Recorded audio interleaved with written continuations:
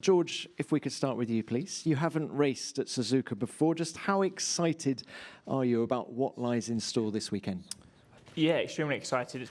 Yeah, it's definitely one of the best and purest out there. So just hoping we don't get rained off on tomorrow or Saturday. Is there one particular aspect of the track you're looking forward to the most? I'd say the thing I'm looking forward to most is probably the S's to start with. You know, such an amazing flow of corners. But just generally, I think the whole circuit is really incredible. So just the whole experience of it.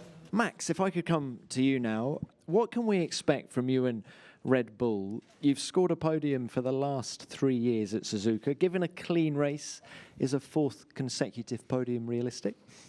That's definitely the target. But yeah, first also let's wait and see how the weekend is going to go, also with the weather. But yeah, we'll of course try to do our very best this weekend to have a good result. Nico, if we could come to you. You've enjoyed a purple patch recently. You've reached Q3 in the last 4 races. You've also got a new front wing, I think, this weekend. So what are you expecting from the car and from yourself this weekend? I think it's kind of, same build-up, business as usual. Obviously, we want to score as many points as possible on Sunday. We're obviously still fighting in the championship. And it's just, about getting the maximum out of the car and ourselves, especially Saturday, but Sunday. Carlos, great race in Sochi for you, and you're now looking to score your 50th points finish in Formula One. How confident are you of achieving this weekend at Suzuka? Well, fairly confident. I think this year, whenever we've been doing solid weekends, like in Russia, we've been in a very strong position to score points. There's been those first 3 races at the beginning of the season and those first 3 races in the second half of the season that put us a bit in the back foot, but hopefully after Sochi we are back to scoring points. So I didn't know that stat, that 50th point scoring, but it would be a nice thing to do here in Suzuka. We didn't know coming into the year more or less where we were going to be. So scoring so many points, seeing the hard work of the team paying off, and putting together, whenever we're in the points, solid point finishes, like a lot of P6s, P7s, P5s. It's really good news. We're still very far from where we want to be. We want to make good progress in the next couple of years, but at least this year we made a very big step forward, and that's a good starting point. Charles, you're top scorer in the last 4 races.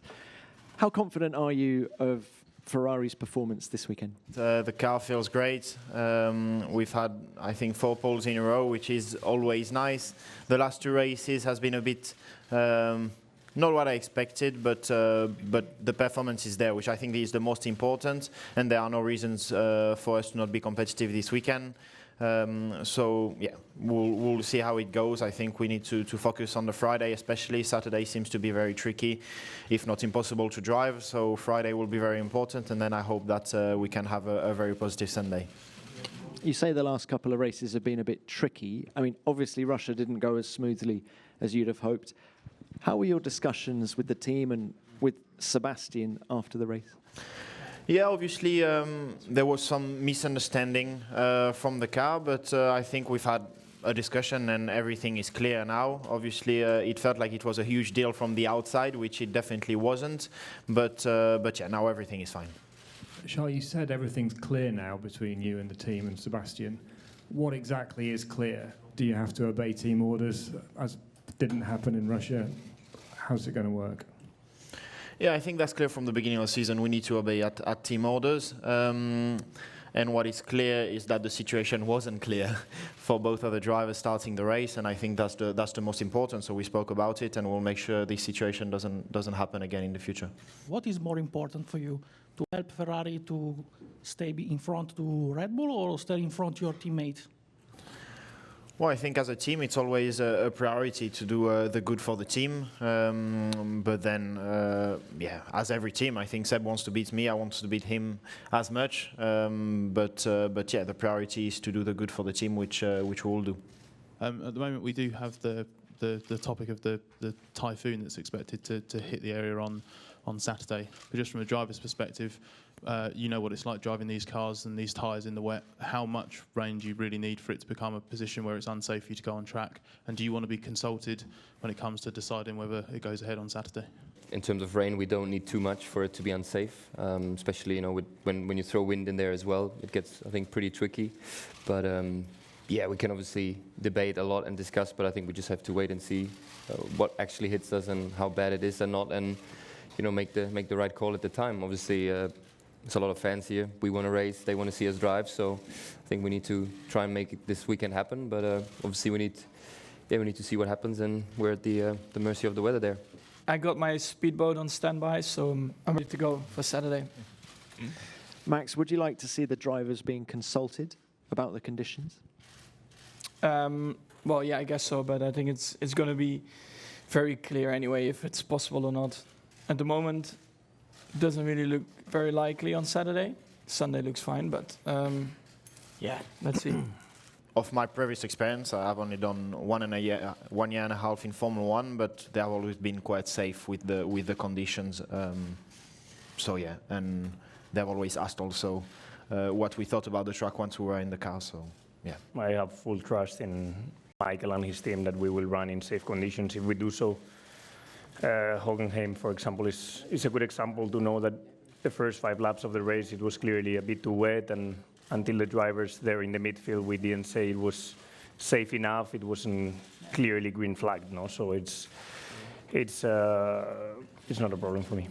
We can handle quite a lot of water, but it's just these standing puddles and the aquaplane in that is the biggest limitation for us. So, but yeah, like Carlos said, I'm sure they'll make the right decision. Can you just describe what it's like to drive this track, particularly the first sector? I think the whole track just has a very good flow and a very good sequence of corners.